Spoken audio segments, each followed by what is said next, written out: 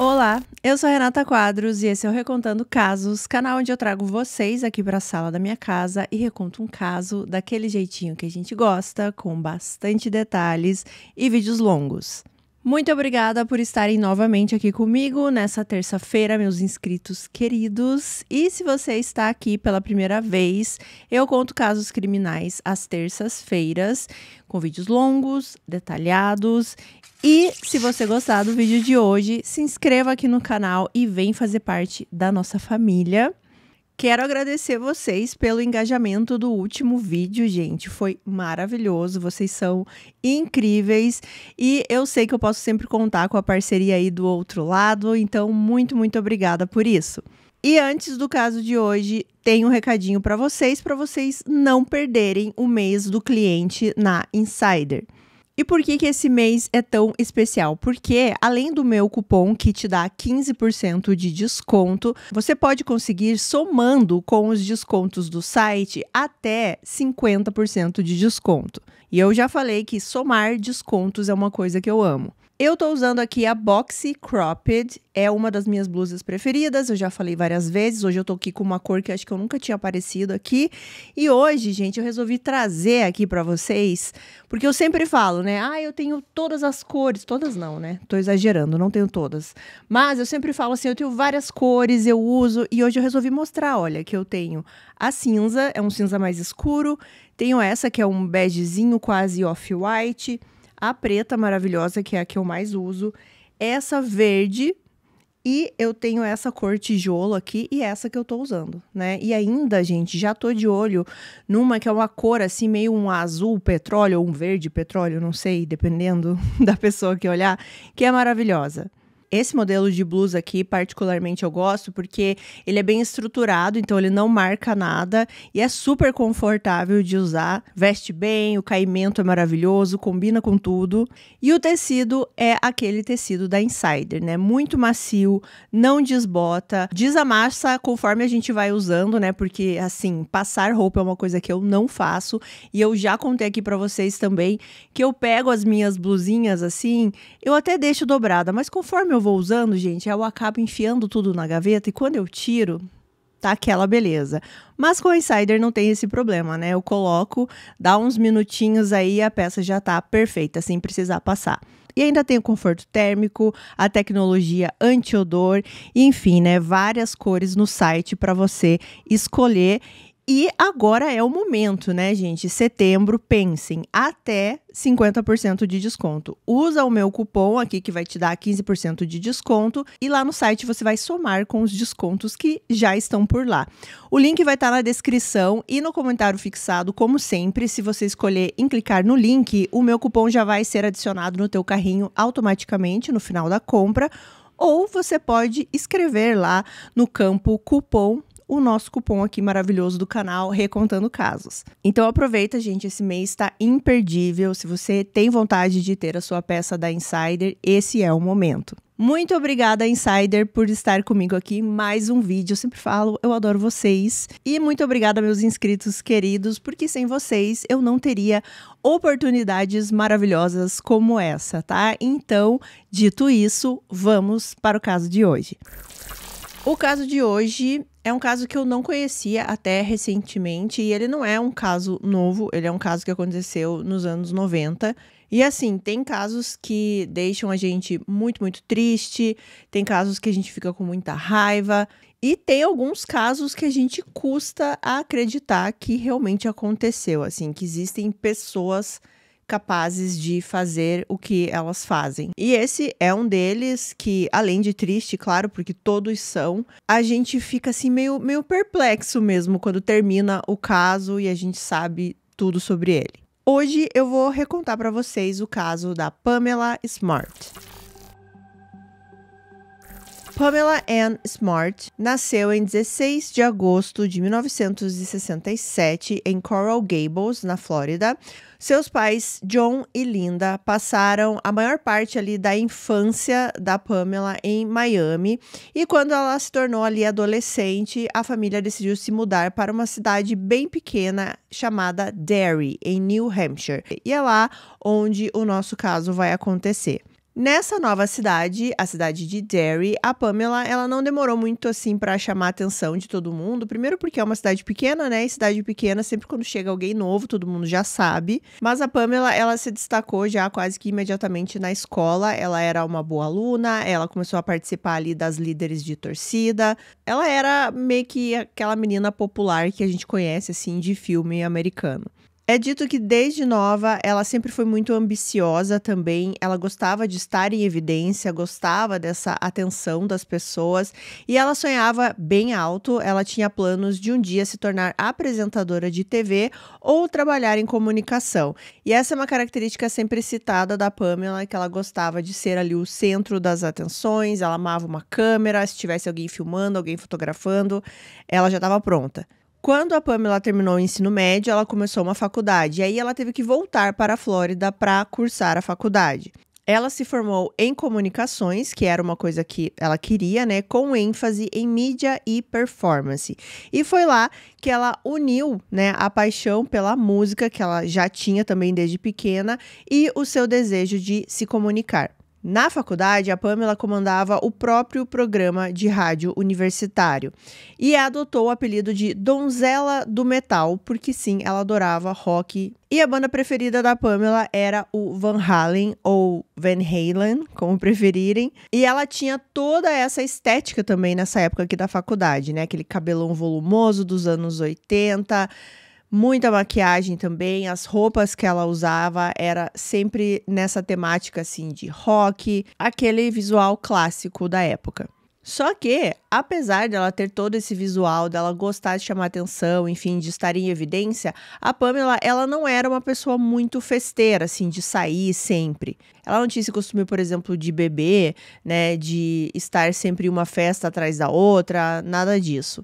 Porque ela realmente se dedicava às aulas, ela levava os estudos a sério, ela dormia cedo, acordava cedo.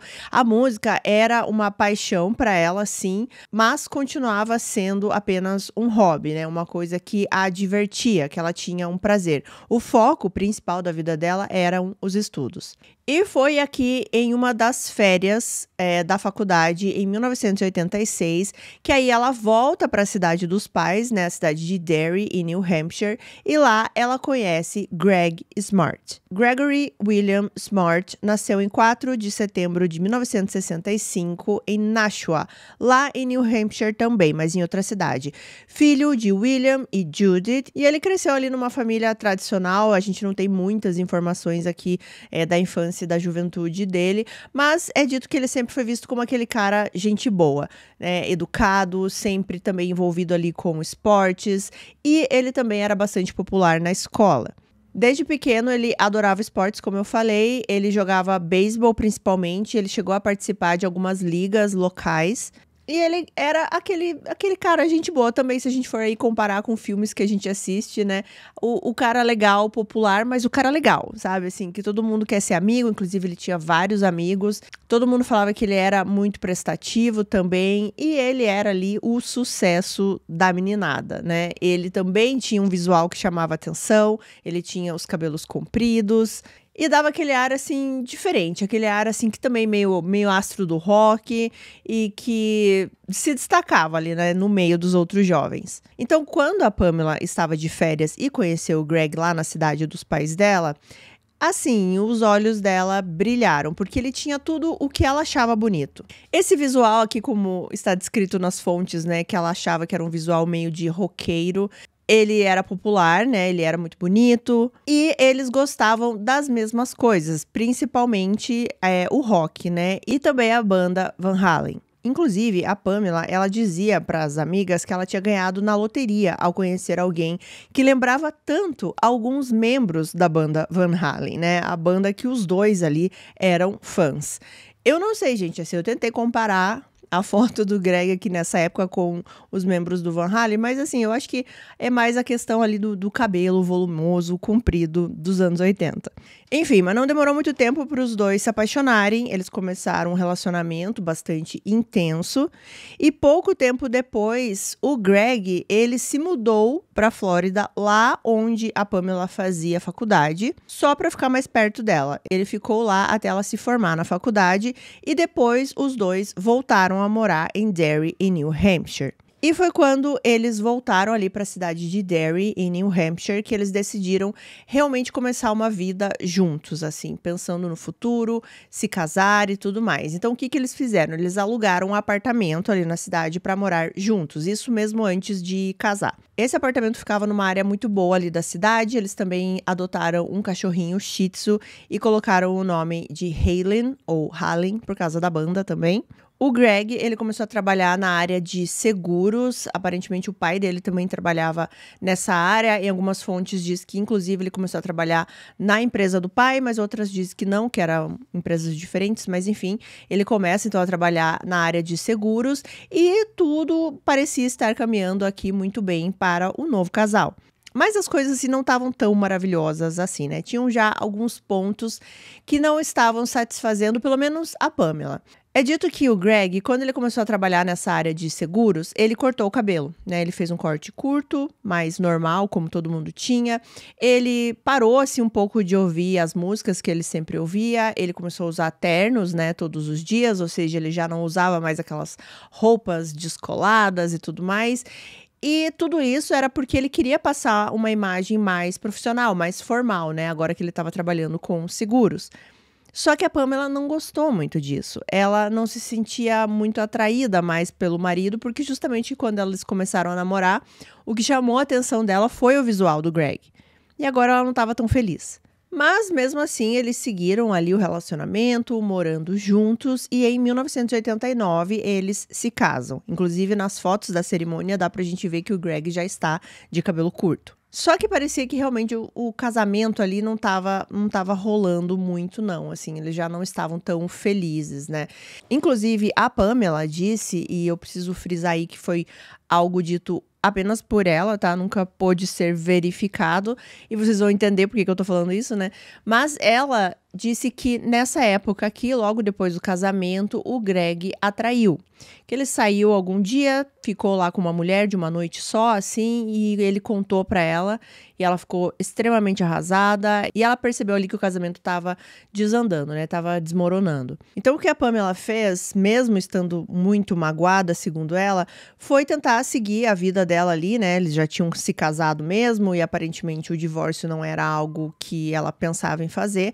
Ela mergulhou no trabalho. Ela conseguiu um emprego como coordenadora de mídia numa high school, né, numa escola, e era numa cidadezinha ao lado ali da cidade de Derry, não muito longe. E o papel dela nesse trabalho envolvia vídeos, que era uma coisa que ela gostava muito, né, produção, partes técnicas ali, né, de fazer um vídeo, também a parte de mídia na escola. Então era algo que ela gostava, e ela gostava também porque ela sentia que ajudava a distrair, né, o que ela sentia em casa com o casamento. Além disso, ela também começou a participar como voluntária em alguns programas de prevenção às drogas com jovens. E ela gostava disso, ela gostava de ter o contato ali com jovens na escola, que ela dava aula também, né? Ela tinha muito contato com eles. E ela era muito querida pelos alunos, assim, porque nessa época aqui ela estava com 22 anos, ou seja, também, né, bastante jovem, e ela lidava ali com alunos de 14, 15, 16 anos, então ela tinha uma conexão ali com eles, os alunos gostavam dela, achavam ela divertida, meio descolada, né, porque ela gostava de muitas coisas que os alunos também gostavam, como, por exemplo, rock, né, o estilo de música. E ela pareceu estar feliz nesse momento, mesmo com o que tinha acontecido no casamento, segundo ela, né? Ela queria manter o casamento porque ela amava o Greg e ela queria passar por cima das coisas ruins e continuar com ele, né? Pelo menos era o que ela dizia. E eu sempre falo isso, né, em alguns vídeos, só que as coisas nunca são assim, né, tão calmas e pacíficas, né, porque senão não estaríamos aqui contando esse caso nesse canal. E é quando a gente chega no dia 1º de maio de 1990. Esse dia era uma terça-feira e ela começou como qualquer outra terça-feira, como qualquer outro dia. O Greg saiu para trabalhar ali no horário habitual, cerca de 9h45 da manhã. Ele foi para a empresa lá de seguros. A Pamela, ela saiu um pouquinho depois, ela também saiu trabalhar na escola. Eles viveram a rotina ali normalmente durante o dia. E nesse dia específico, a Pamela tinha algumas reuniões que deixaram ela até mais tarde na escola. E o Greg, ele chegou um pouco antes dela em casa. Só que quando a Pamela chegou em casa, por volta das 10h10 da noite, ela percebeu algumas coisas estranhas. A casa estava completamente escura. E isso era estranho porque sempre que o Greg voltava antes para casa, ele deixava a luz da entrada da casa e da garagem acesas. Só que não era isso que tinha acontecido. E a Pamela sabia que o Greg estava lá porque o carro dele estava estacionado na frente da casa. Só que não havia sinal de vida. Parecia que o Greg tinha deixado o carro ali e ido embora a pé para outro lugar. Quando a Pamela entrou na casa, ela viu uma cena que ela jamais vai esquecer. E era o Greg caído no chão, imóvel. Ela logo percebeu um ferimento muito grande na cabeça do Greg e ela já saiu desesperada, gritando pelos vizinhos, pedindo ajuda. Inclusive, quem ligou para o 911 foi uma das vizinhas ali da Pamela. Eu escutei essa ligação e a vizinha, assim, ela parece não entender exatamente o que está acontecendo. Ela só fala assim: tem alguém que está caído ou desmaiado dentro da casa da minha vizinha, ela está desesperada, ela está em choque, o marido dela está no chão. Os socorristas chegaram no local, mas não tinha mais nada a ser feito. O Greg, infelizmente, já estava sem vida e o Greg estava com apenas 24 anos, gente. Muito, muito jovem, os dois aqui, né, 24 e 22 anos, e eles puderam comprovar que o Greg, ele levou realmente um tiro a queima-roupa na cabeça, estilo execução. A polícia começou a analisar, então, ali a cena, né, a casa em si. Eles perceberam que algumas coisas estavam fora do lugar, algumas gavetas abertas, algumas coisas reviradas. Então, de início, assim, o primeiro pensamento foi um roubo, né? Alguém entrou para roubar a casa e acabou tirando a vida do Greg. Só que eles já perceberam, assim, que apesar de ter até alguns móveis revirados e tudo mais, não tinha sinal de arrombamento ou de entrada forçada e também nenhum indício de luta dentro da casa. E mais estranho ainda, que nada de valor estava faltando. Inclusive, a aliança do Greg, que era uma aliança que, pelas descrições, valia bastante dinheiro. Ela era de ouro com diamantes e ela estava ali no dedo do Greg. Nem isso levaram. A carteira do Greg também estava lá e tinha dinheiro na carteira. Então, os policiais já de início começaram a achar tudo estranho e parecia que estava tudo muito encenado realmente, assim, justamente para a pessoa olhar e falar: alguém entrou aqui para roubar. Só que quando tá tudo muito, às vezes na cara, assim, quando essa é a primeira resposta, às vezes não é isso que aconteceu, né? Parecia realmente que alguém arrumou ou desarrumou, né, tudo aquilo para simular um roubo que não deu certo. E algo muito estranho também é que essa cidadezinha, gente, de Derry, era uma cidade, assim, muito, muito segura. Para você ter uma ideia, gente, naquele ano que aconteceu, 1990, o caso aqui do Greg foi o único homicídio na cidade, o único. E eles moravam em uma região muito nobre, inclusive a casa deles ficava dentro de um condomínio. Como assim a pessoa conseguiu entrar lá assim tão facilmente, sem ninguém ver nada, né? Tava tudo muito estranho. E a pergunta que ficava era: quem teria algum motivo para tirar a vida do Greg? Como acontece em praticamente todas as situações, assim, como essa aqui do Greg, né, a polícia vai investigar ali os familiares, a pessoa mais próxima, e normalmente é o cônjuge. Então é claro que eles foram falar com a Pamela. Só que logo de cara, a Pamela, ela apresentou um álibi, né? Ela estava na escola, dando aula, ela estava tendo até uma reunião com o conselho escolar até tarde naquele dia, e a polícia pôde comprovar isso realmente, né? Foi um álibi, assim, que não teve nem dúvidas de que ela realmente estava naquele local quando o crime aconteceu. Só que a polícia sabia que ela precisava investigar mais, né? Mais sobre a relação deles, mais sobre a vida do casal.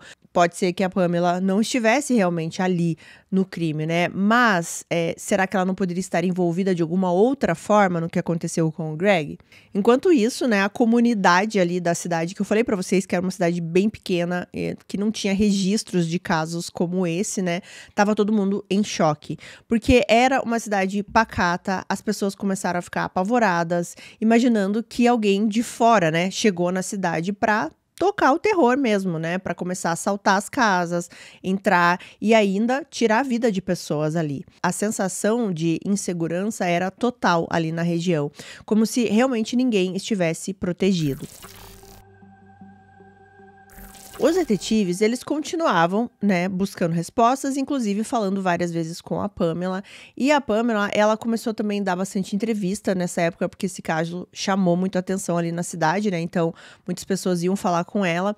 E os policiais, os detetives ali começaram a perceber um comportamento muito estranho. Primeiro que, a primeira entrevista que ela deu, foi ela que sugeriu. Ela que disse assim, o que vocês acham de eu dar uma entrevista falando o que eu acho que aconteceu? E aí, ela deu essa entrevista e ela já tinha a teoria dela de que tinha sido, sim, um assalto que deu errado. Ela chegou a comentar algumas coisas, assim, por exemplo, como os alto-falantes, né, da casa estavam no lugar errado, como se alguém tivesse tentado tirar, né, estavam fora do suporte. Então, ela acreditava que por causa disso tinha sido um assalto que não deu certo. Só que as pessoas começaram a achar estranho porque, assim... Nossa, você chegou na tua casa, você viu aquela situação do seu marido ali no chão, sem vida. E o que te chamou a atenção foi o alto-falante, fora do lugar. Parecia que assim que ela entrou ali na sala, na cena ali, a primeira coisa que ela viu foi o alto-falante e não o marido morto no chão. Outra coisa também que os investigadores começaram a achar estranha é que cada vez que ela falava da cena e tudo mais, ela não dizia assim, o meu marido ou o Greg. Não, ela falava o corpo. É claro, os investigadores, eles chegaram a cogitar na época que ela poderia estar dissociando, né? Assim, se desligando do que aconteceu, ela poderia estar em choque, mas não deixava de ser estranho. E não deixava de ser estranho porque as coisas ficavam cada vez mais estranhas, assim. Teve um momento que a Pamela, ela começou a perguntar muito do cachorrinho que eles tinham, né? Lembra que eu falei pra vocês? Eles tinham um cachorrinho chamado Hallen. Mesmo depois que a polícia falou pra ela assim, não, ele está em segurança, ele está com uma pessoa que tá cuidando dele, tá tudo certinho. Ela não parava de falar do cachorro o tempo inteiro, assim. Muito mais do que perguntar, por exemplo, vocês já acharam quem fez isso com o meu marido? E, de novo, os investigadores tentavam pensar assim, não, talvez ela queira o cachorrinho perto porque era uma coisa ali de família e isso é super, né, compreensível, você querer ali o outro membro da sua família ali com você, né? Mas parecia algo muito insistente, assim, e parecia que era só esse o foco dela, que ela não estava muito ligando pro Greg. Apesar aí, né, dessas estranhezas, os detetives, eles tentavam dar a Pamela o benefício da dúvida ali.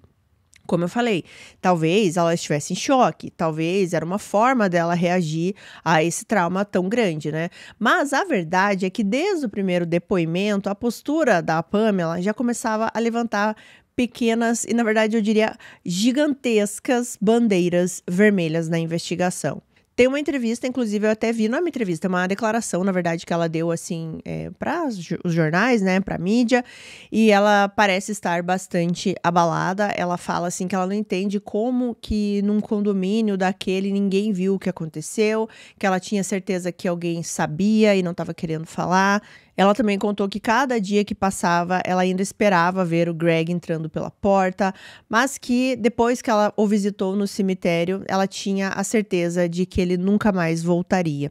E teve uma outra entrevista também, que agora eu não lembro se é a mesma que ela fala disso que eu acabei de dizer ou se é outra.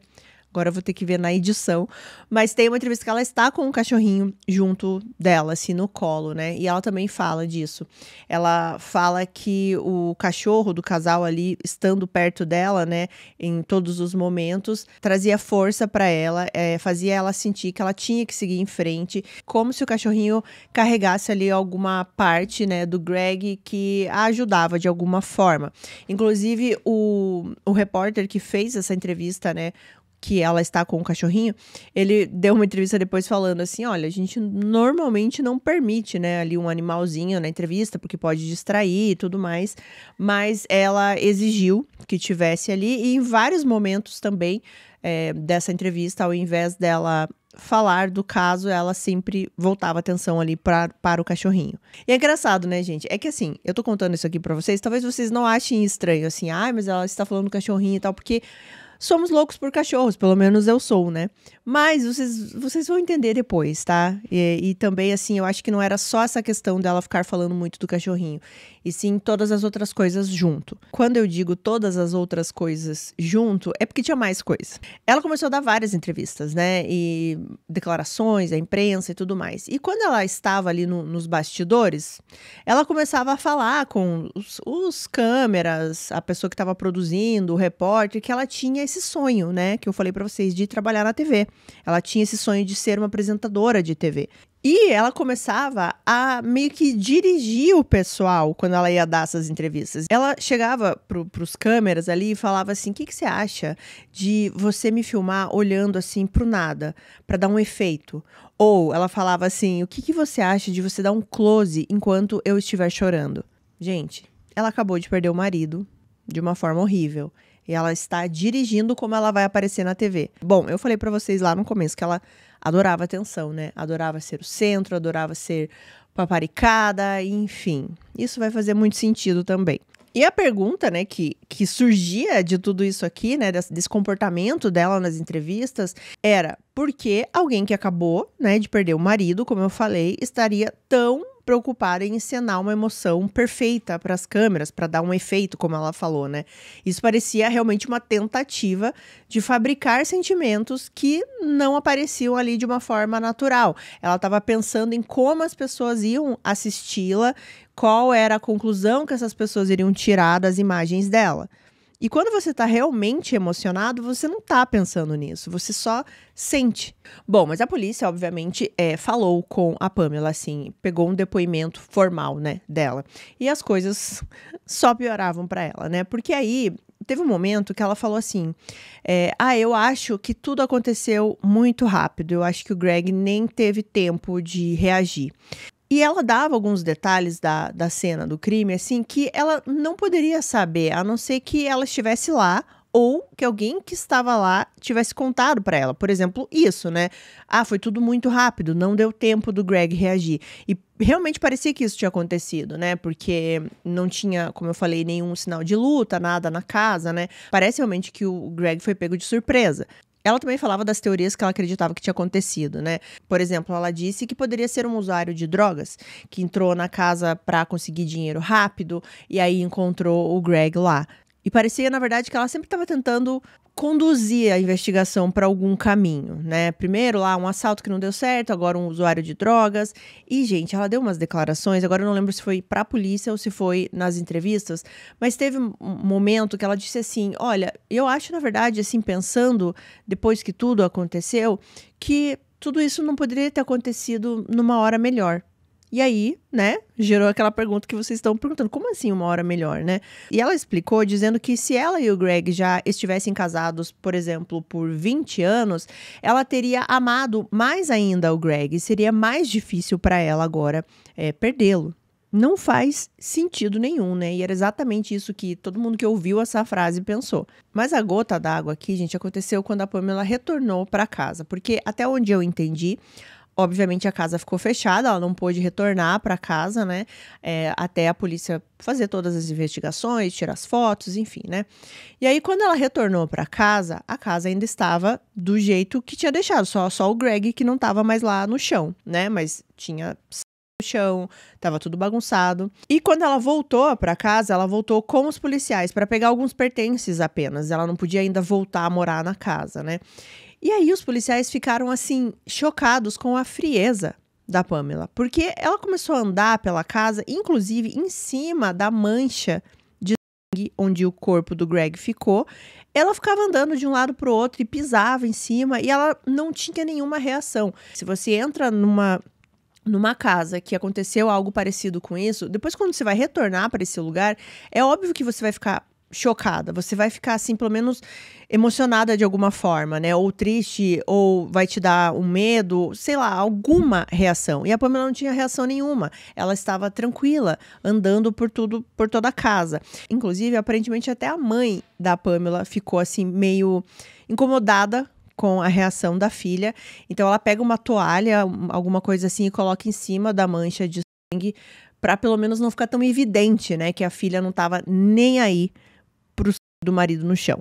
Toda essa reação da Pamela foi um alerta enorme aqui para os investigadores que estavam com ela nesse momento que ela foi pegar os pertences na casa, porque era impossível não notar a frieza dela. Nesse ponto, alguns detetives já acreditavam que ela estava envolvida de algum jeito, né? Como eu disse, ela não estava na cena, porque não tinha como ela estar em 2 lugares ao mesmo tempo, mas ela estava envolvida de alguma forma.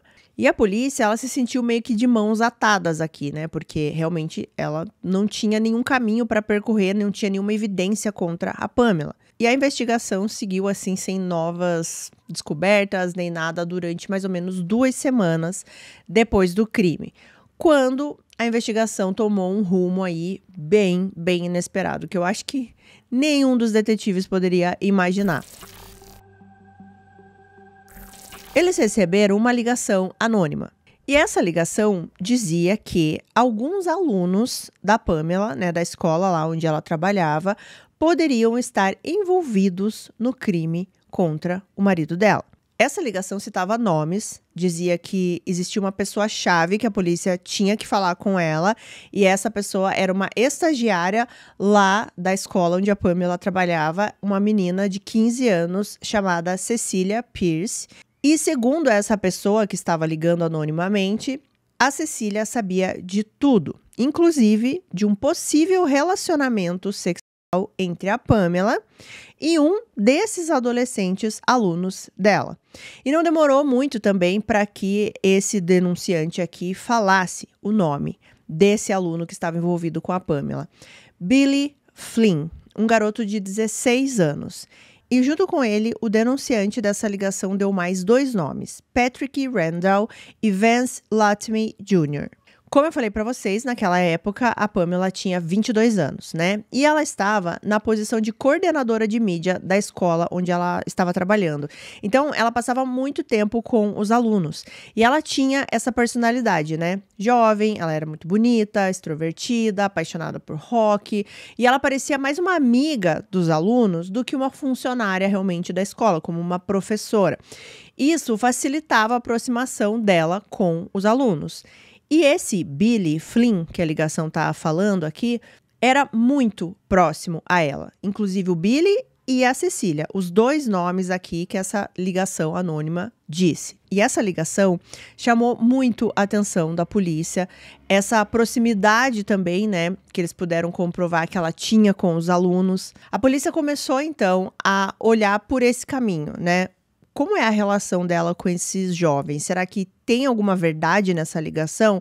Eles ficaram bastante suspeitos. E logo depois disso, assim, alguns dias depois dessa ligação, eles receberam uma pessoa na delegacia que confirmou mais ainda essas suspeitas. Quem apareceu na delegacia foi o pai de um dos meninos que eu citei o nome aqui, o pai do Vance Latme Jr. Esse pai, ele foi até a delegacia para entregar uma arma, calibre 38. A arma era dele, ele mantinha em casa, só que ele disse que ele tinha usado a arma pela última vez e essa arma estava bem suja e ele guardou no local de sempre. E aí agora, recentemente, ele foi usar a arma novamente e ele percebeu que a arma estava assim, limpíssima. Alguém tinha limpado muito a arma, deixado ela quase que brilhando e ele achou aquilo estranho. E para esse pai, ele sentiu no coração dele que aquela arma estava envolvida no crime contra o Greg Smart. Eu não sei exatamente por que ele já desconfiou de cara que a arma poderia estar ligado a esse crime contra o Greg, né? Não sei se já se comentava na cidade, por exemplo, por ser uma cidade pequena, dessa proximidade da Pamela com os alunos, se já tinham desconfianças, mas isso foi muito importante aqui para a polícia. A partir desse momento, a polícia já não podia mais ignorar a conexão da Pamela com esses adolescentes. Ela ainda tinha o álibi, né, que eu falei para vocês, da reunião na hora do crime. Mas as peças aqui do quebra-cabeça começavam a se encaixar. E aí a polícia vai falar então com a Cecília Pierce, né, a estagiária que é citada naquela ligação anônima.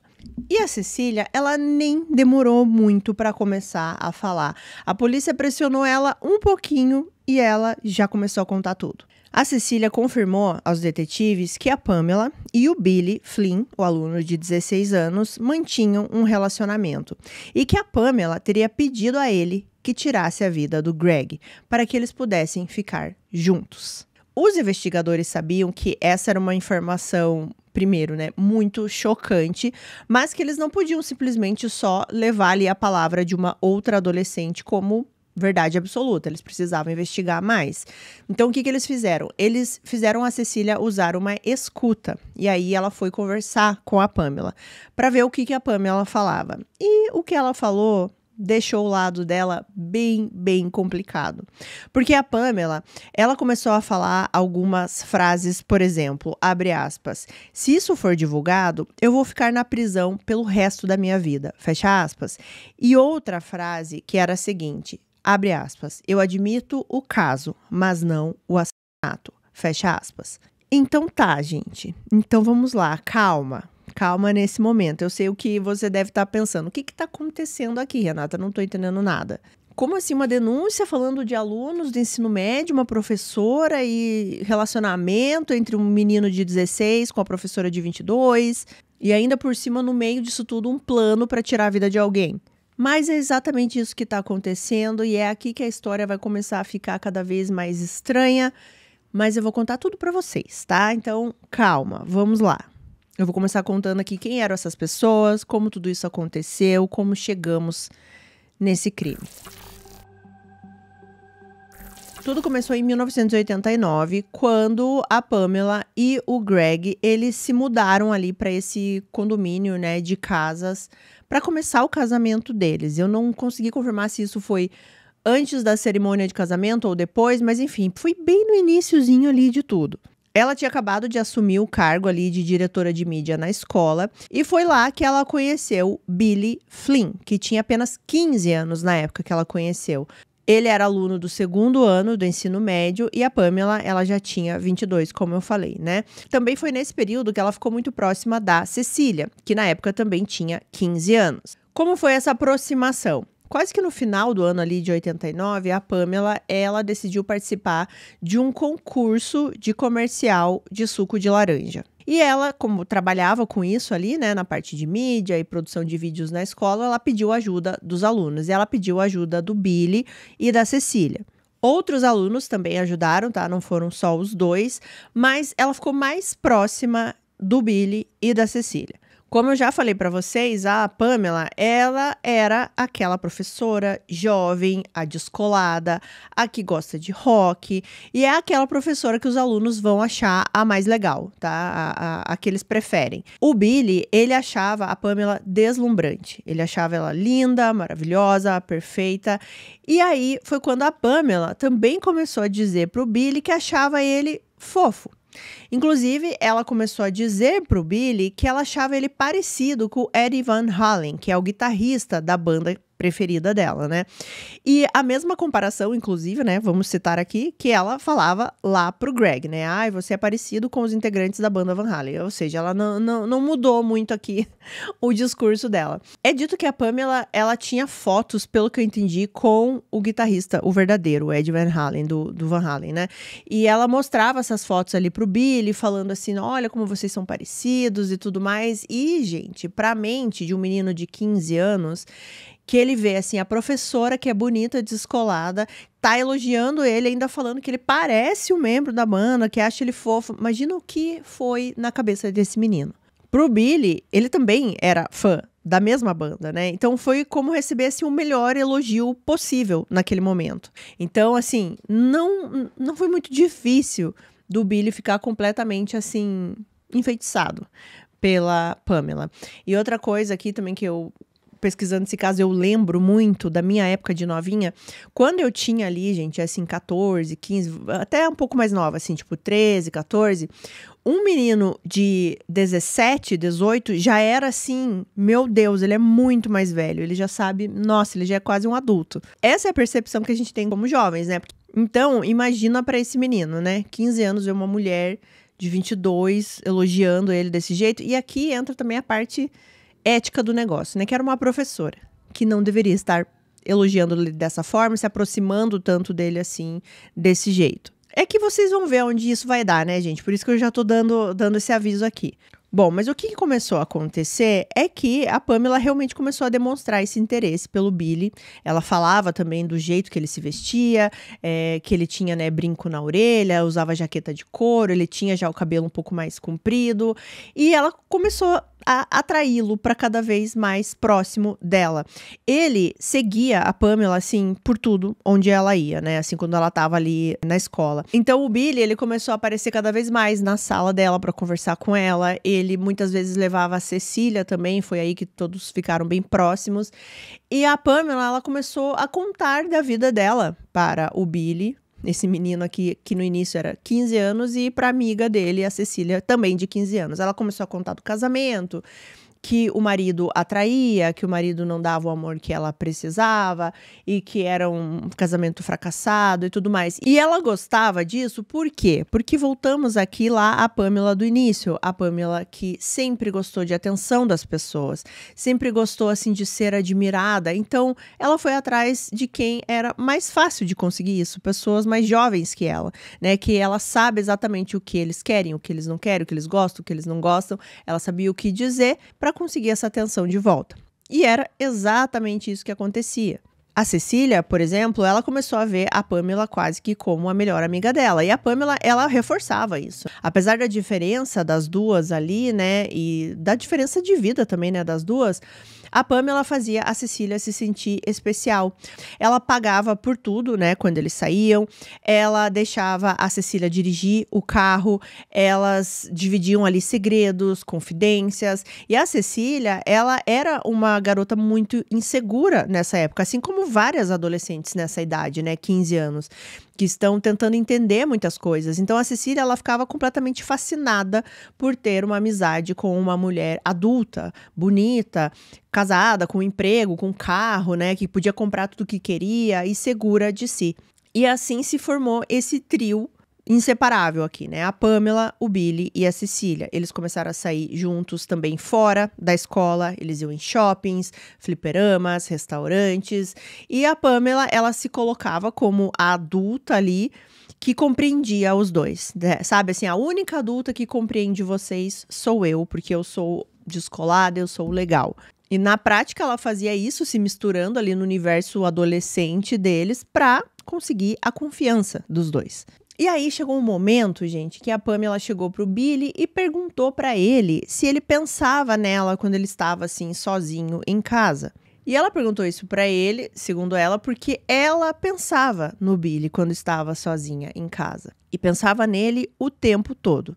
Quando o Billy ouviu isso, foi quase que como receber um troféu, assim. Ele se sentiu o escolhido, o especial. E essa relação continuou, gente. No início aqui de 1990, foi quando os dois trocaram o primeiro beijo. Junto com isso, com essa relação crescendo entre os dois aqui, a Pamela continuava falando muito mal do casamento, do Greg. Ela chegou a mostrar alguns hematomas no braço e ela disse que foi o Greg que fez isso nela.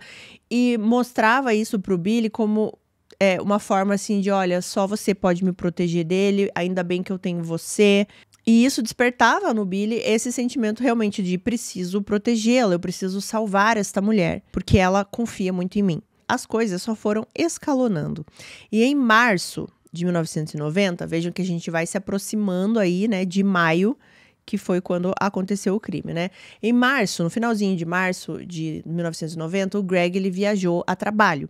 E ele ia ficar uns dias fora. O que a Pamela fez foi convidar o Billy e a Cecília para passar esses dias com ela em casa.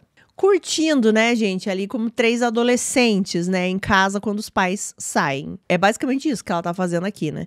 E o que eles fizeram nesses dias? Eles assistiram alguns filmes, dentre eles o filme 9,5 Semanas de Amor, né, que sabemos que tem muitas e muitas cenas picantes.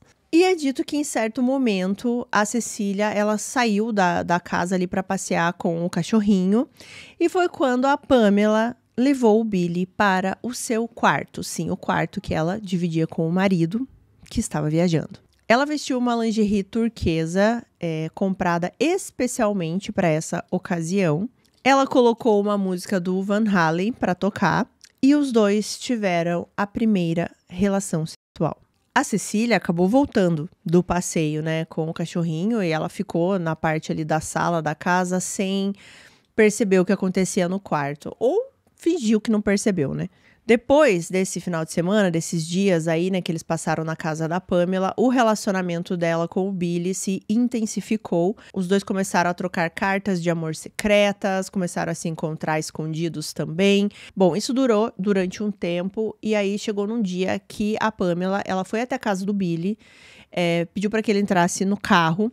No carro estava tocando a mesma música do Van Halen que estava tocando quando eles tiveram a primeira relação. Só que dessa vez as coisas não iam acontecer da mesma forma, porque a Pamela começou a dizer para o Billy que eles não poderiam mais se ver. Ela começou a dizer que o marido estava desconfiado, que não dava mais para continuar daquele jeito e que se realmente os dois quisessem ficar juntos, o Greg tinha que sumir, que eles teriam que dar um jeito no Greg. Ela ainda falou pro Billy que o Greg nunca aceitaria o divórcio, por exemplo. Que seria aqui o caminho que eu sempre falo, né? O caminho ideal, gente. Divorcia. Não tira a vida de ninguém, né? Mas enfim, aqui parece que também não era uma opção, né? Ela disse que o Greg nunca aceitaria o divórcio e que ela perderia também o lugar ali onde eles moravam. Ela perderia os móveis, ela perderia inclusive o cachorro e que ela não conseguiria ficar sem o cachorrinho. E ela concluiu que a única solução possível era o Greg morrer. É engraçado quando as pessoas chegam nessa conclusão, né? Eu sempre penso nisso, assim. Eles pensam em várias coisas, assim. Não, mas a melhor é realmente a gente tirar a vida dele. E eu fico pensando aqui, né? Ele não vai aceitar o divórcio. E eu vou perder o apartamento, eu vou perder os móveis, eu vou perder o cachorrinho. Ou seja, ela não quer exatamente ficar com o Billy, vocês estão entendendo, né? Ela só quer ficar com tudo que ela já tem, só que sem o marido. Mas para o Billy, um garoto de 15 anos, 16, aqui ele já tinha feito, né? Ele ficou em choque com tudo isso, né? Ele na verdade, assim, ele não entendeu de cara se ela estava falando sério ou não, mas ele se sentiu, assim, lisonjeado com a intensidade dessa relação que eles estavam tendo, da atenção que a Pamela estava dando para ele. Era como se ele tivesse virado ali realmente o centro do mundo dela, que ela tá pensando, inclusive, em tirar a vida do marido para ficar com ele. O Billy aqui, ele não percebia o que estava realmente acontecendo, né? Ele não conseguia ler nas entrelinhas, ele estava simplesmente enfeitiçado por essa mulher e o que ele estava tendo com ela. Ele não percebeu que ele já tinha agora entrado de cabeça em algo muito maior do que ele poderia controlar. Eu não consegui, assim, muitas e muitas informações sobre o Billy, tá? Sobre a infância dele, família e tudo mais, e menos ainda dos outros adolescentes, mas eu vou falar aqui o que eu consegui encontrar sobre ele. É dito que o Billy teve uma infância difícil. Os seus pais tiveram um casamento bastante conturbado, cheio de brigas. Quando ele tinha 12 anos, a mãe decidiu levá-lo da Califórnia ali para New Hampshire, né, onde ele estava morando. Então ele não teve mais contato com o pai. E pouco tempo depois, o pai do Billy morreu em um acidente de carro. Então ele ficou assim com um trauma muito grande, né, de não ter mais o contato com o pai e depois o pai perder a vida e esse contato realmente jamais iria acontecer novamente. É dito que ele tinha essa ferida, né, que ele nunca conseguiu cicatrizar completamente. Mas apesar desse início de vida bastante pesado, o Billy, ele encontrava um apoio nos seus amigos, dois nomes que eu já citei aqui, né, o Patrick Randall e o Vance Lentime Jr. E na verdade, nas fontes eles se referem ao Vance como JR, tá? Eu vou falar JR para ficar mais fácil. E os três eram inseparáveis, eles viviam andando juntos o tempo inteiro, eles compartilhavam os mesmos gostos por música, o estilo de se vestir e tudo mais. E as pessoas viam os três também como bons garotos, como companheiros, o tipo de amizade, assim, que as pessoas achavam legal, assim, de ver. E além desses três meninos que eu citei aqui pra vocês, ainda tem o Raymond Foyer. Ele tinha 18 anos na época, ele era um pouquinho mais velho que os meninos, mas ele também andava com eles e também vai ter um papel importante aqui no caso. Bom, gente, eu contei aqui pra vocês um pouco de como começou esse relacionamento, vamos dizer assim, dos adolescentes com a Pamela, principalmente com o Billy, né? E muitas dessas informações que eu dei aqui pra vocês, elas só foram trazidas à tona no julgamento, tá? Mas aqui eu já tô antecipando um pouquinho pra ficar mais fácil de vocês entenderem. E voltando aqui para nossa investigação, a polícia está entendendo mais ou menos como era aqui a dinâmica, né, da Pamela com esses adolescentes. E a polícia já tinha reunido material suficiente para agir, né, para tomar uma atitude, né? Os relatos da Cecília, a escuta, né, que ela fez lá com a Pamela. Então, o próximo passo aqui foi prender todos os envolvidos. E aí vem uma parte muito icônica desse caso, que todo mundo que eu escutei contando esse caso fala dessa parte aqui. Era 1º de agosto de 1990. Olha como demorou, né? O caso aconteceu em maio. Estamos aqui em 1º de agosto. A Pamela estava no estacionamento ali da escola onde ela trabalhava, vivendo o seu dia normalmente, e um detetive chegou para falar com ela, assim, de surpresa. A Pamela não entendeu nada, ela já perguntou, né? O que está acontecendo? E o detetive respondeu com essa frase que ficou marcada nesse caso, abre aspas, tenho boas notícias e más notícias. A boa notícia é que acreditamos que sabemos quem tirou a vida do seu marido.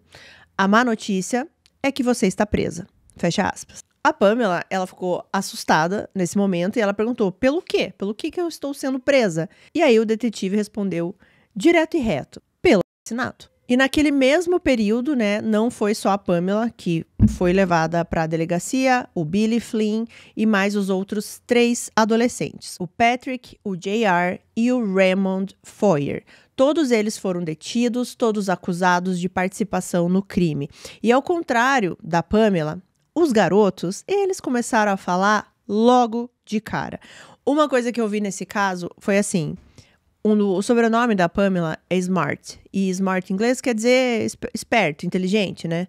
E aí as pessoas falam assim, que não tem nada a ver com a atitude dela, né? Primeiro tudo que ela fez, mas assim, ela planejar um crime com adolescentes. Achando que esses adolescentes não vão ceder ali à pressão dos policiais já na primeira vez, né? Ou seja, não foi muito esperto ou inteligente da parte dela. 1 a 1, os 4 confessaram o envolvimento no caso. E os 4 aceitaram acordos de confissão de culpa por homicídio em 2º grau. Em troca, todos testemunhariam contra a Pamela. E para a polícia e para a promotoria, isso foi o ideal, né? E foi o que amarrou esse caso de uma vez. Porque todos deram a mesma versão e todos concordavam em falar contra a Pamela em julgamento. Para Pamela, significava que aqueles adolescentes que ela achava ali que ela tinha um controle absoluto, né, que ela tinha enfeitiçado cada um, agora eles estavam contra ela, estavam apontando o dedo para ela. E talvez tenha sido nesse momento aqui que esses adolescentes tenham tido, principalmente o Billy, tenham tido assim a noção de realidade. Foi a hora assim que aquela coisa assim de você enxergar tudo colorido, com corações rosas, de repente ficou tudo nu e cru na frente dele, assim, do que ele tinha feito. Mas mesmo assim, a Pamela seguiu negando tudo, ela manteve a inocência dela, ela disse que ela não teve nada a ver com a morte do marido. Mas nesse momento aqui a estratégia, né, da acusação aqui da promotoria já estava mais do que clara, que era usar o depoimento, né, dos adolescentes para provar que ela havia manipulado e pedido a execução do próprio marido. E assim, né, gente, vocês conseguem imaginar o impacto desse caso lá na época, nos anos 90? Uma professora jovem acusada de mandar matar o marido. No meio disso, o relacionamento ali com os adolescentes e um relacionamento sexual com um deles era escandaloso demais, parecia coisa de filme e, mais do que isso, assim, era a matéria perfeita para a mídia, né? Então, a mídia não perdeu tempo e todos os jornais, TV só falavam da Pamela Smart. E a mídia, ela adorou, né? As chamadas sensacionalistas, professora que seduz o aluno para tirar a vida do marido, enfim. E eles sabiam, né, que todos ali gostavam do Van Halen, por exemplo. E o Van Halen tem uma música que se chama Hot for Teacher. Que, assim, tem a tradução literal, que poderia ser assim, tipo, quente demais para uma professora, mas tem uma outra tradução muito mais explícita, sabe? Assim, que quer dizer assim, estou com... por uma professora, sabe? Então, assim, pra mídia foi um deleite. Só que tudo ainda escalonou mais ainda, gente, porque em 1991, um juiz permitiu câmeras dentro do tribunal. E esse julgamento da Pamela Smart foi o primeiro julgamento de assassinato nos Estados Unidos transmitido do começo ao fim. Cada momento, cada pergunta, cada lágrima, cada expressão, tudo ia pro ar. Hoje, a gente está mais acostumado em ver isso, né? E tivemos julgamentos famosíssimos, né, nos Estados Unidos. O.J. Simpson, dos Menendez, enfim. Mas aqui, nenhum desses casos tinha ido a julgamento ainda, né? Ninguém sabia como era. Então, foi algo, assim, muito, muito grande mesmo. As pessoas paravam para assistir esse julgamento. Pela história em si, né, tudo que eu contei aqui para vocês, para saber o destino dessa professora, saber o que as pessoas iam falar, o que os alunos iam falar, as pessoas ficavam hipnotizadas. Inclusive, gente, eles formavam fila de madrugada para conseguir lugar ali no tribunal. E quem não conseguia entrar, se amontoava do lado de fora para assistir num monitorzinho, que na época, né, era um monitorzinho bem pequeno, de 13 polegadas. E quem não estava lá, ainda acompanhava em casa pela TV. Como se fosse um verdadeiro reality show aqui do crime, né? E outra coisa que eu achei interessante pesquisando sobre esse caso é que depois do julgamento desse caso, foi quando a TV ali percebeu que existia um público para o true crime. Foi basicamente assim, depois desse julgamento que começou a se falar mais disso na TV. Eles perceberam que as pessoas queriam assistir, elas queriam entender, que é o que a gente faz hoje em dia. E a partir dali começaram-se a fazer mais programas, mais documentários, mais julgamentos, né, televisionados. Não é que não existia nada antes, né, mas foi dado mais ênfase, né. Realmente as pessoas perceberam, existe um público grande que quer ver isso. Então, para vocês saberem, gente, o julgamento da Pamela Smart foi aí o caso que realmente abriu os caminhos para o true crime e a partir dali, assim, realmente começou a criar esse nicho na TV e hoje em dia na internet, enfim. E outra coisa que eu preciso falar, que talvez vocês tenham achado estranho, se é que já não comentaram aqui alguma coisa, vamos lá. O caso lá nos anos 90 foi tratado de uma forma muito diferente do que ele seria tratado hoje, né? Nos dias de hoje, aqui em 2025. Hoje em dia as coisas seriam bem diferentes. A forma que esse caso foi encarado naquela época, pela mídia, pela comunidade mesmo, pelas pessoas ali, né, comuns, era diferente. Não se falava abertamente naquela época, assim, de termos mais pesados, por exemplo, como pedófilos, que hoje a gente fala muito sobre isso, né? A narrativa que circulava naquela época era realmente essa, assim, de um caso de amor proibido que ligava ali com o crime. Como eu falei também, falando sempre da professora sedutora, essa coisa assim meio que de novela, né, de filme, como se fosse um enredo fictício. E outra coisa, eu pesquisei sobre a idade de consentimento na época lá, né, em New Hampshire, e eu não consegui encontrar, assim, um lugar que tivesse uma informação assim direta e reta, né? Mas o que eu consegui encontrar é que hoje em dia a idade de consentimento lá é de 16 anos. E quando a Pamela teve lá o relacionamento com o Billy, ele tinha 16. Por isso, gente, assim, essa questão da lei, né? Ela não foi acusada, por exemplo, de estupro de menor ou abuso sexual de menor. Ela não foi acusada de nada disso. O relacionamento dela com o Billy foi citado, inclusive no julgamento, e usado como evidência de manipulação. Mas não há registros de que ela foi formalmente acusada, né? Dessas acusações que eu acabei de citar aqui para vocês. E é claro que existe também toda a questão ética, né, gente? Ela tinha 22 anos, ela era funcionária da escola, ela era professora, ela ocupava uma posição de autoridade e ela usou isso para se aproximar de um aluno. Mesmo dentro do sistema jurídico da época, o envolvimento íntimo entre os dois não foi enquadrado como crime sexual. E assim, gente, eu não duvido que isso não tenha sido pensado pela Pamela, né, para ela não ser acusada dessas coisas, assim, de repente até esperar o Billy fazer 16 anos, porque ela conheceu ele quando ele tinha 15, né, mas eles só tiveram lá relação íntima com 16, então, assim, eu não duvido que ela tenha pensado nisso, assim, estrategicamente, para não ser acusada dessas coisas.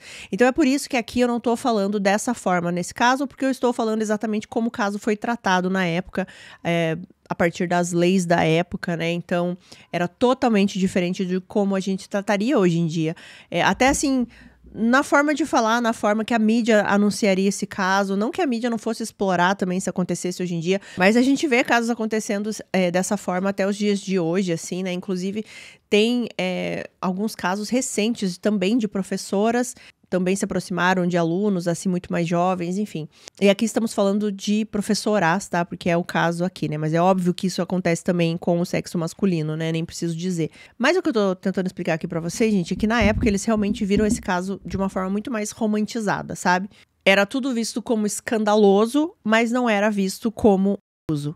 Hoje, a percepção seria totalmente diferente, né? Hoje, a gente fala muito mais, discute muito mais sobre manipulação, sobre relações de poder, e um caso como esse seria enquadrado de uma outra forma.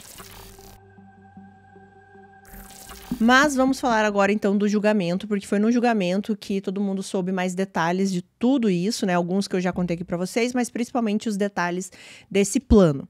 No tribunal, a acusação não deixou dúvidas, né? Para eles, a Pamela Smart era a mente por trás de tudo, e o motivo é que ela estava infeliz no casamento, aquilo que eu falei para vocês, né?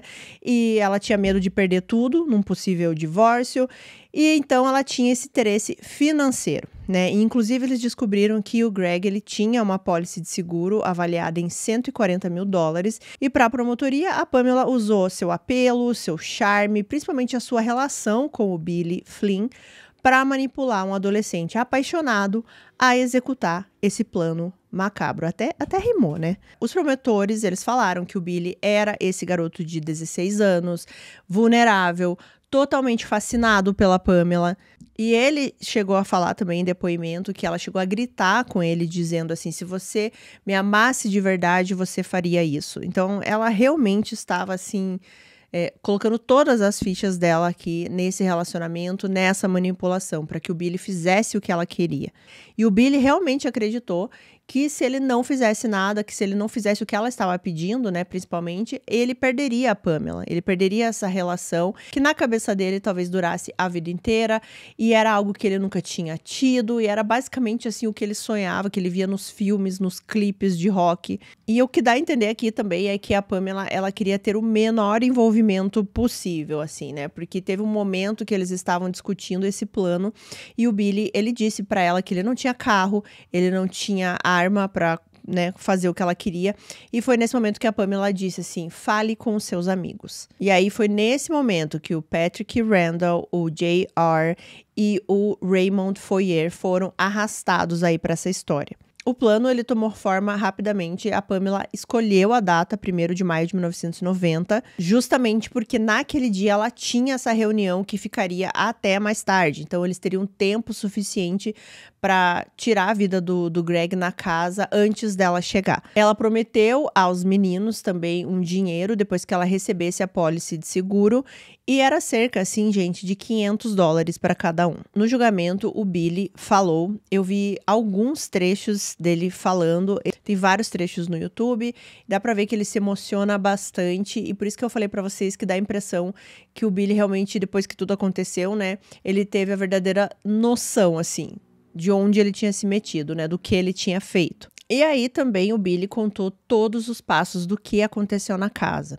Ele contou que a Pamela, ela deixou uma porta destrancada, uma porta lateral, justamente porque ela não queria que chamasse a atenção de ninguém. Ela queria que tudo fosse feito da forma mais discreta possível. Então ela já deixou essa porta destrancada, já que ela saía depois do Greg de casa, né?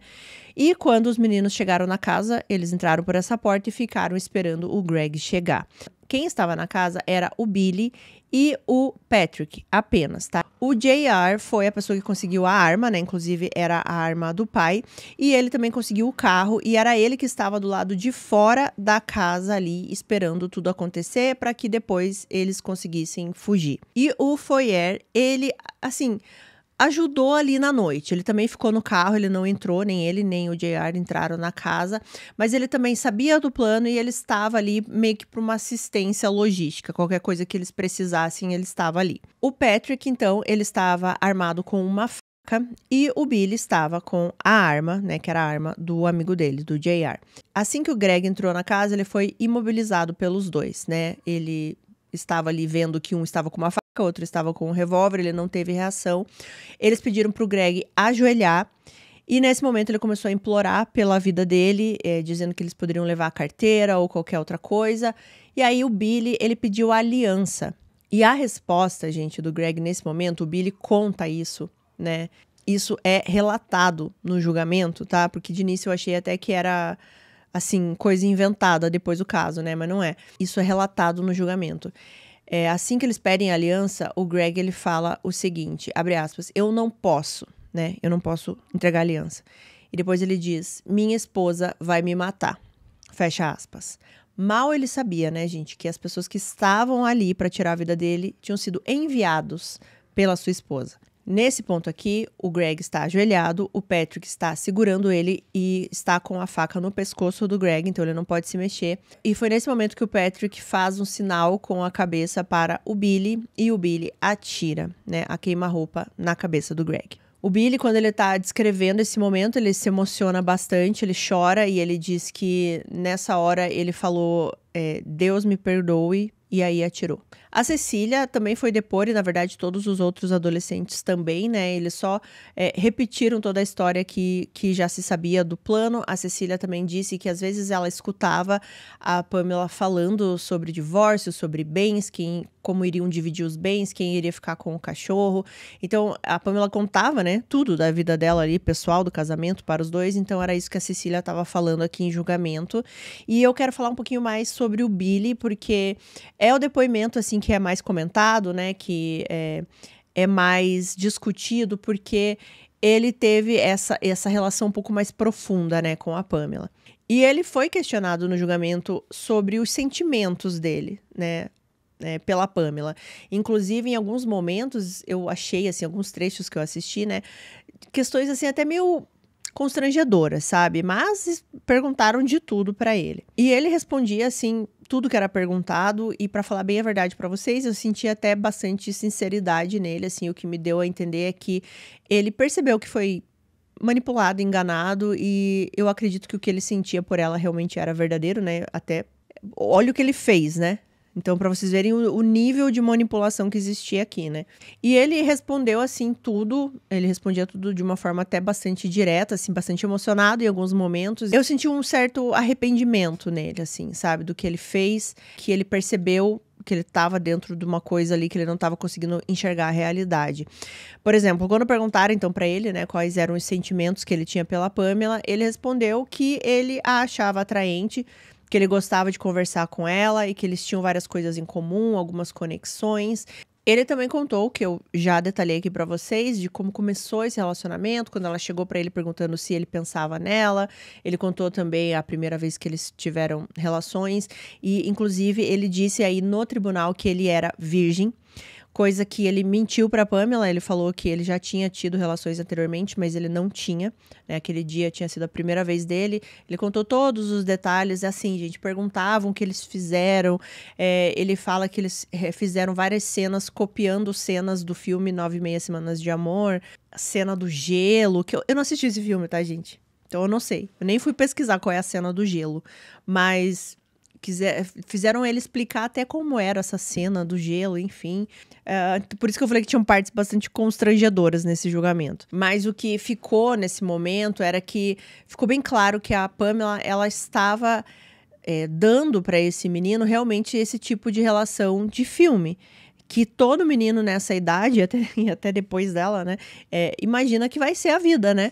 Que vai ser assim. E era isso que ela estava dando para ele, assim. Então, ele cada vez mais ficou envolvido com ela. E também na hora que ele tá falando sobre o crime em si, né, que eu também já detalhei aqui para vocês, eles ficam pedindo realmente que ele fale a frase, assim, né, eu matei ou eu puxei o gatilho. E essa frase, principalmente essa frase que ele fala realmente, né, eu puxei o gatilho. O auge ali do depoimento dele, né? Um garoto que até meses antes ali ficava sonhando, né, com a sua professora, que estava feliz de ser amigo dela, ser próximo dela, e agora estava confessando ali diante de um júri que tinha tirado a vida do marido dela. Tudo porque ele acreditava realmente que ele poderia ficar com ela para sempre. E a defesa, gente? O que a defesa vai falar num julgamento desse? Bom, a defesa, ela tentou desqualificar o caso completamente, né? Eles reconheceram o envolvimento íntimo da Pamela com o Billy, mas eles argumentaram que não haviam provas físicas ligando a Pamela ao crime em si, né? Nenhuma digital, nenhum DNA. E eles disseram que os adolescentes foram pressionados pela polícia para incriminar a Pamela em troca de sentenças mais leves.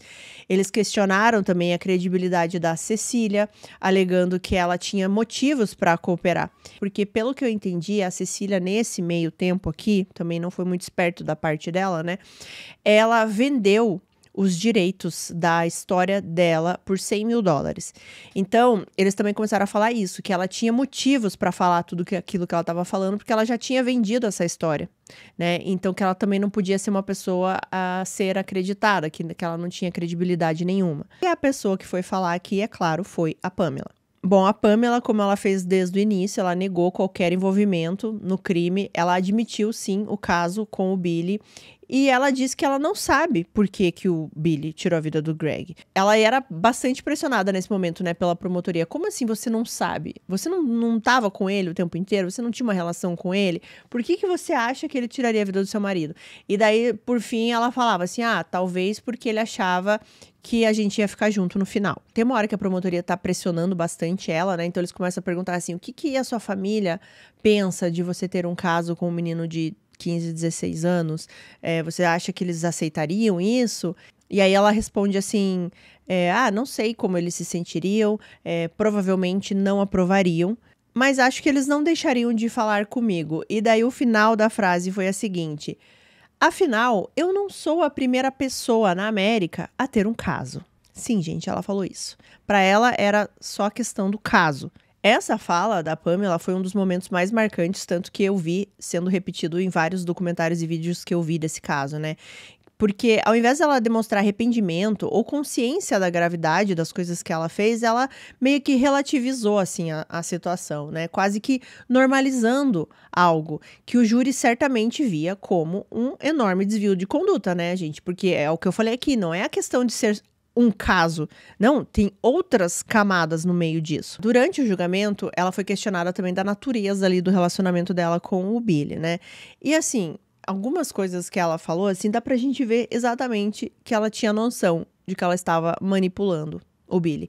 Porque ela fala assim, ele era um bom garoto, ele era fácil de conversar, a gente tinha os mesmos gostos, a gente gostava das mesmas músicas e ele tocava violão. Daí ela disse que depois disso, eles começaram a passar mais tempo depois da gravação lá daquele comercial de suco de laranja, e é ali que as coisas começaram a se intensificar. E é muito curioso, ela fala exatamente isso. Ele era fácil de conversar. Fácil de conversar ou fácil de manipular, Pamela? Ela afirmou também que sabia desde cedo, por comentários da própria Cecília ali, que era estagiária dela, né, que o Billy tinha uma queda por ela. Embora dissesse que não gostava dele no começo. Só que depois ela passou a se interessar e ela disse que não pretendia ter um caso com ele e que simplesmente aconteceu. Ela chegou a dizer também em alguns momentos que ela pensou em contar tudo pro Greg, mas ela desistiu. E para o júri isso soava como uma confirmação de que não foi algo assim inesperado, sabe? Mas que realmente tinha um envolvimento e que a Pamela permitiu crescer, né? Que ela permitiu que aquilo fosse aumentando cada vez mais, que ela alimentava essa relação. E aí tem uma hora que começam a perguntar para ela sobre o Greg, o coitado do Greg, né?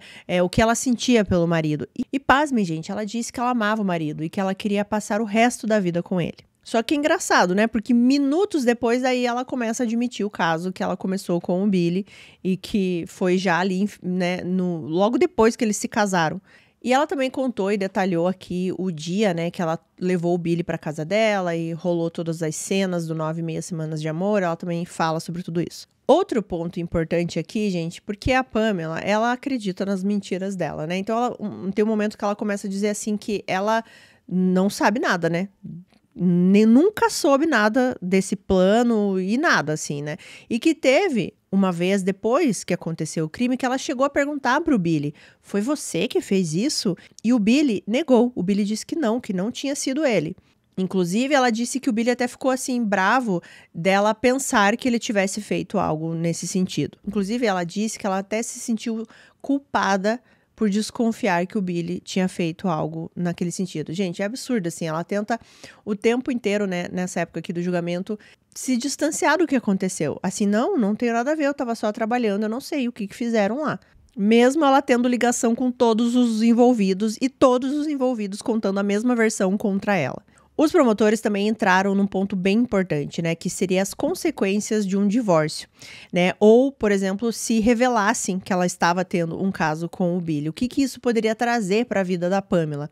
E ela admitiu que se o relacionamento com o Billy viesse ao público, provavelmente, né, ela perderia o emprego, ela teria uma reputação profissional destruída, e esse detalhe foi crucial porque reforçava o motivo, né, que a Pamela, ela temia perder não só o casamento, mas também o status, o apartamento, o cachorro, os móveis, como ela falou, né? E até a sua carreira.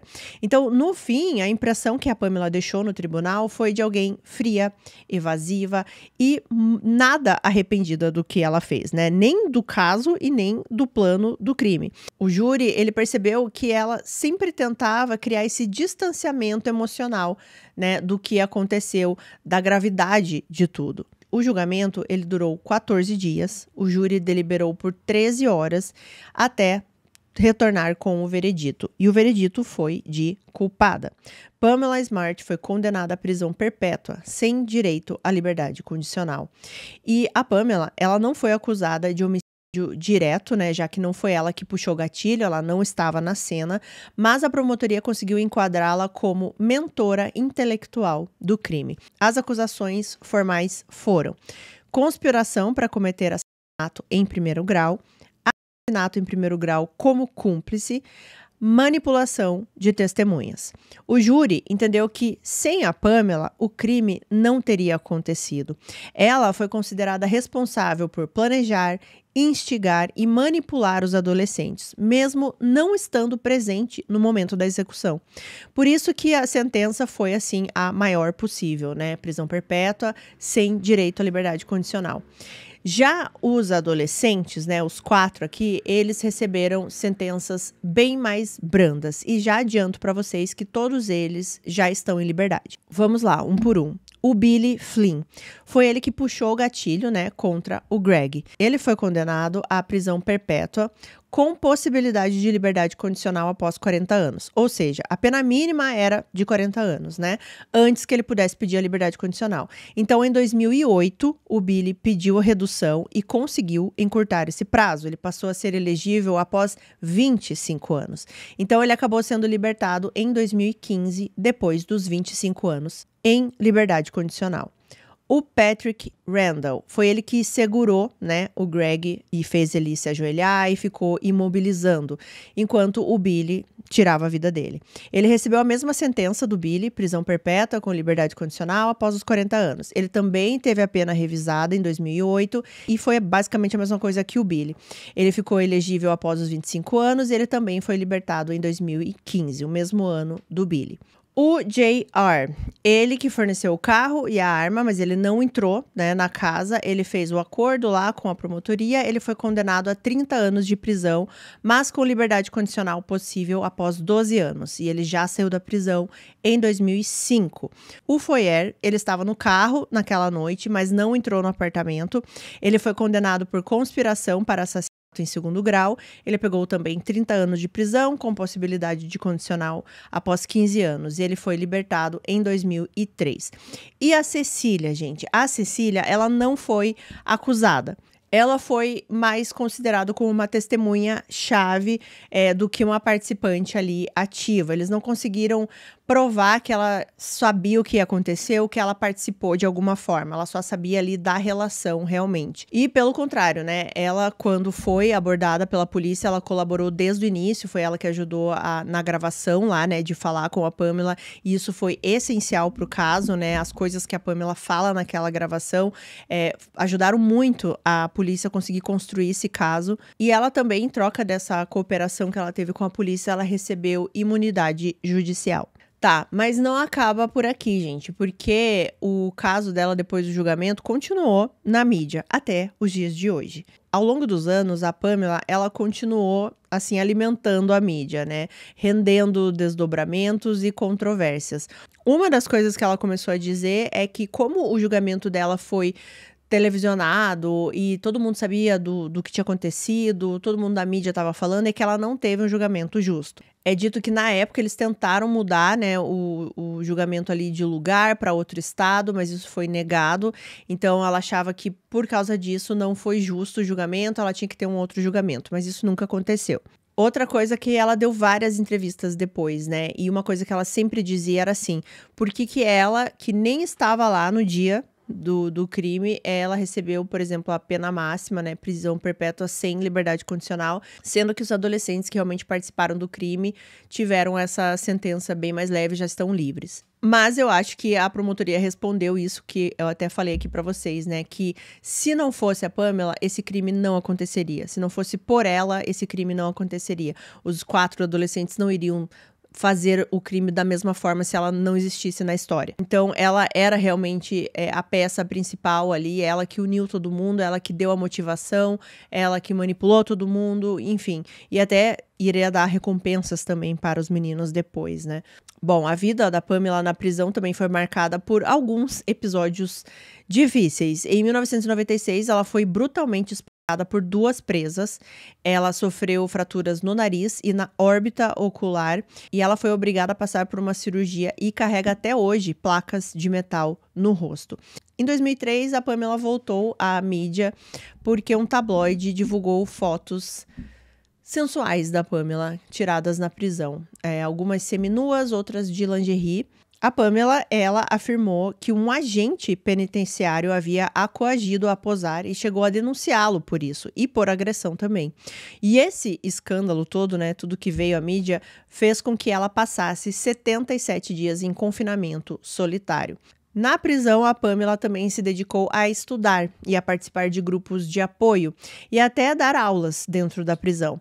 Ela nunca, até os dias de hoje, ela nunca admitiu ter planejado o assassinato do Greg. Conforme os anos foram se passando, a Pamela, ela continuou dando algumas entrevistas e, assim, em cada entrevista, parecia que ela tinha, assim, menos arrogância, vamos dizer assim, sabe? Parecia que ela conseguia entender cada vez mais a situação dela, ou sei lá, né, assim, parecia que ela tinha cansado de ficar passando sempre essa imagem, assim, de que, ai, meu Deus, não sei o que aconteceu, né? Mas ela falou várias vezes de várias coisas, né? Por exemplo, ela fala da cobertura da mídia novamente, né? Que todo mundo preferiu colocar ela como essa professora, sedutora, enfim, que explorava essa imagem de ser uma professora jovem, ligada aos adolescentes. Ela falava que ela se lembra, por exemplo, no julgamento, que os jornais só falavam da aparência dela, o que ela estava usando, o que ela estava vestindo, como ela se portou, ao invés de focar nas provas, por exemplo. E isso eu imagino muito acontecendo, né? Isso aconteceu em vários julgamentos, principalmente nessa época aqui dos anos 90. Com a Pamela, ela diz que se lembra disso e ela lembra que a imprensa exagerou muito nesse lado, ao invés de falar do caso. E é por isso também, né, que ela não teve um julgamento justo, porque todo mundo ficava se baseando só nessa parte superficial dela. Nos últimos anos, a Pamela intensificou as tentativas de conseguir clemência, né? Ou pelo menos uma audiência de revisão de pena, e todas foram negadas. Mas em 2024, quase 34 anos depois do crime, ela surpreendeu a publicar uma declaração de vídeo admitindo pela primeira vez uma responsabilidade moral. Pela primeira vez, ela admitiu sentir uma responsabilidade real pelo assassinato do Greg. Ela disse que durante décadas ela se defendia e afastava qualquer culpa, como se fosse um mecanismo de sobrevivência, mas que hoje, mais madura, ela não podia fugir dessa verdade. E a frase dela foi a seguinte, abre aspas, precisei reconhecer no meu coração e na minha mente o quanto eu era responsável.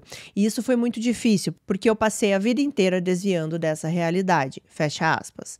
Ela também disse que agora, olhando para trás, ela consegue enxergar os erros que cometeu, a forma distorcida como julgava as coisas e o quanto era imatura naquela época. Ela, inclusive, disse nessa declaração que ela é uma pessoa completamente diferente do que ela era nos anos 90.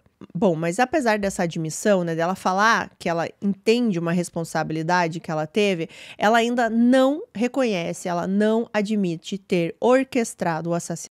Para alguns, essa fala é finalmente um final de arrependimento verdadeiro, mas para outros é apenas uma estratégia para tentar comover a justiça a conseguir uma redução de pena. Ela meio que diz assim, que ela entende que ela ajudou a meio que colocar a arma na mão daqueles adolescentes, mas que ela se nega a dizer que ela planejou tudo aquilo, né, que eles fizeram. Então, é meio que ela admite que a culpa do relacionamento que ela tinha, do que ela falava, ela admite isso, mas ela ainda não admite que ela pediu para os meninos fazerem aquilo. O último pedido que a Pamela fez para reduzir a pena dela foi agora, em 2025, e foi negado novamente. Eles afirmaram que o crime foi grave demais e que a Pamela ainda não aceitava a culpa completa que ela teve nesse caso. Então, ela continua cumprindo a sentença dela sem a possibilidade de liberdade condicional, né? O que quer dizer que ela vai morrer na prisão. Outra pessoa envolvida no caso que falou publicamente, mas foi em 2015, foi o Billy, né? A gente tem fotos e imagens dele já adulto. Em uma dessas declarações, ele pediu desculpas à família do Greg e ele disse que ele sente uma vergonha tremenda por todos esses anos. Tudo o que ele podia dizer era lamento profundamente. E eu vi também uma declaração de um tio do Greg. Porque assim, a Pamela, ela sempre fala aquilo que eu já até falei aqui pra vocês, né? Eu não entendo por que eu, que nem estava lá, vou ficar preso o resto da vida sem liberdade condicional. E eles que cometeram o crime já estão livres, né? E aí esse tio do Greg, ele comentou basicamente essa declaração dela. Ele falou que a Pamela, ela nunca assumiu a culpa, ela nunca pediu desculpas e ela não aceitou a pena dela, assim, pelo que ela fez. Ao contrário dos meninos, né? Os meninos, eles assumiram o que eles fizeram, eles pediram desculpas e eles cumpriram a pena deles, mas digamos assim que eles tiveram mais respeito do que a Pamela. Foi meio que isso que o tio do Greg quis dizer. E aí a Pamela disse assim que a família do Greg perdoou os meninos e não perdoou ela, né? Aí o tio do Greg fala assim, a gente nunca perdoou ninguém, eles não perdoaram ninguém, mas eles entendem que a Pamela, ela não assume o que ela fez, ao contrário dos adolescentes. E outra coisa é que os adolescentes, eles nunca tentaram transformar toda essa situação em um espetáculo, e a Pamela, segundo o tio do Greg, sim. Ela sempre tentou se colocar como vítima, chamando a atenção da mídia, inclusive dentro da prisão, né, sempre se descrevendo como uma pessoa muito boa, que ela estudou dentro da prisão, que ela faz várias coisas ótimas dentro da prisão. Então, o tio do Greg, ele acha que essa postura da Pamela é a falta de respeito completa, né, pelo que ela fez, pelo Greg, e a família não aceita. Não é apenas o crime em si, mas a forma como a Pamela insiste em se colocar no centro da narrativa, sem humildade de reconhecer plenamente o que aconteceu. E segundo ele ainda, né, o tio do Greg, esse é o motivo pelo qual eles nunca vão engolir as declarações dela. Pra quem se interessar, gente, existem 2 filmes sobre esse caso. Eu não assisti nenhum. Filmes, tá, gente? Não é documentário. É filmes que são baseados nessa história. Mas eu tô contando aqui porque a Pamela, ela chegou a dizer numa entrevista que ela odiou os 2 filmes. Ela assistiu os 2 e odiou os 2, porque não foi exatamente como aconteceu. Inclusive, um deles é apenas realmente baseado, tem várias coisas diferentes, né? Que ela não aceita o papel que colocam ela nesse filme. O primeiro filme saiu em 1991, que é o filme Murder in New Hampshire, e quem faz a personagem da Pamela é a Helen Hunt. E poucos anos depois, em 1995, veio a versão mais famosa, que é o To Die For, que é Um Sonho Sem Limites, com a Nicole Kidman. E esse que eu falei que foi inspirado livremente na história, né? Ou seja, nem tudo assim vai ser muito parecido. O primeiro é para ser mais parecido, mas também é um filme, tá, gente? Não é um documentário ali que vai ser bem fiel à história. E só mais uma informação aqui sobre o Billy.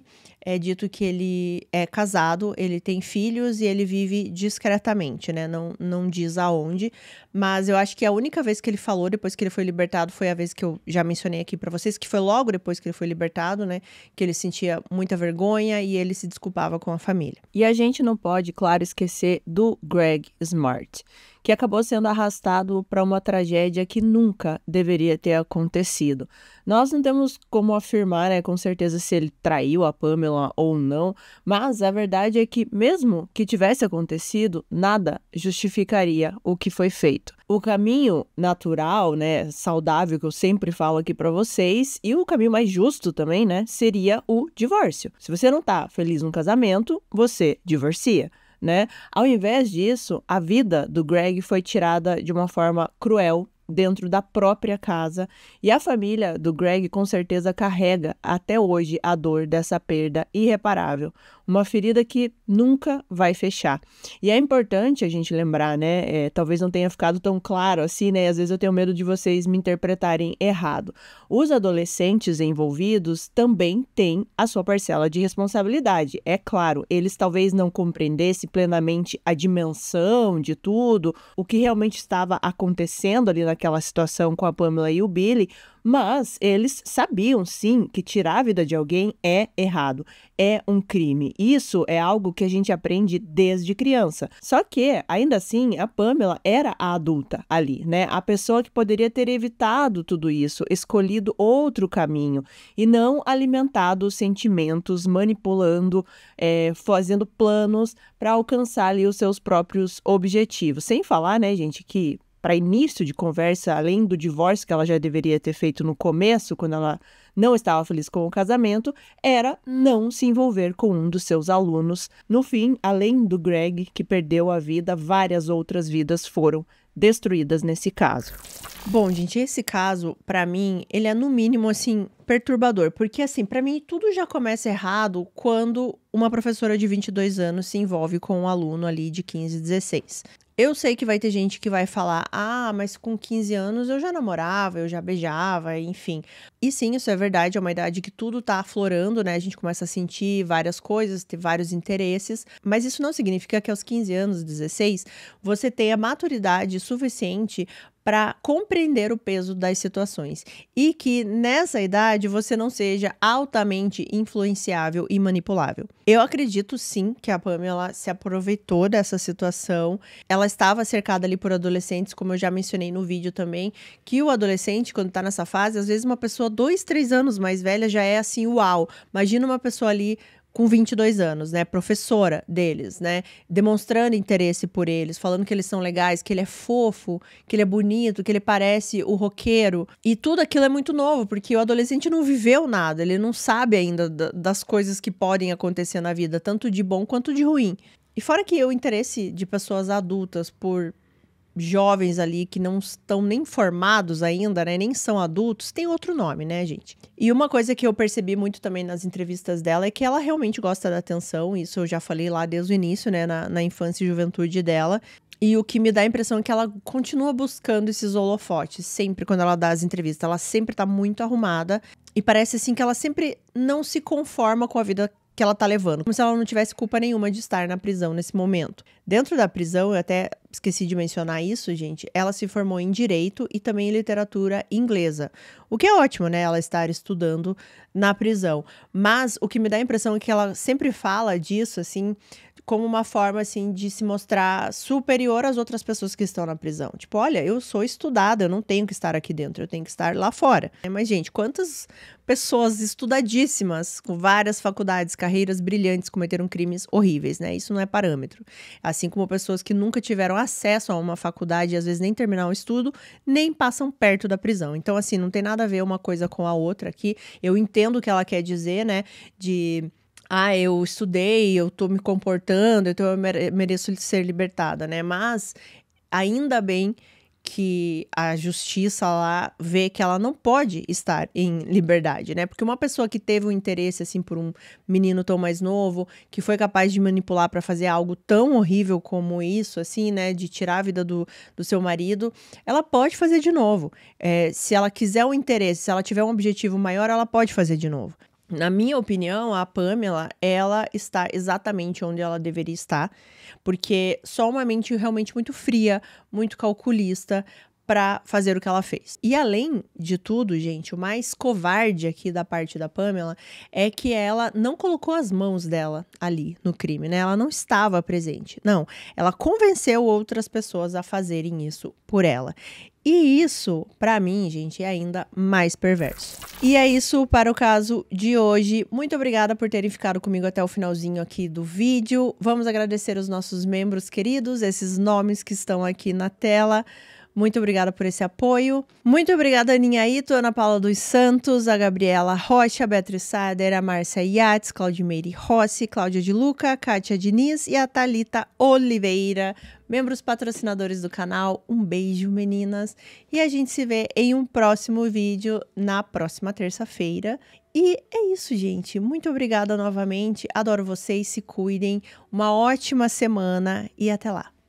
Um beijo.